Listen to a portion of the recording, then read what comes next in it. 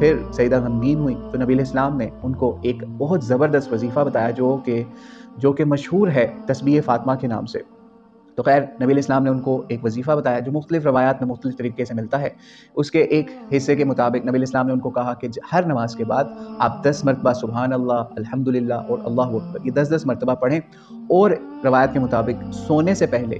33 مرتبہ سبحان اللہ، الحمدللہ اور اللہ اکبر 34 مرتبہ، یعنی 33 دفعہ سبحان اللہ اور 34 دفعہ اللہ اکبر پڑھ کے تو آپ سوئیں تو انشاءاللہ اللہ آپ کے لیے عافیت والا معاملہ فرمائے گا، یعنی اس طرح بھی روایت میں مل جاتا ہے۔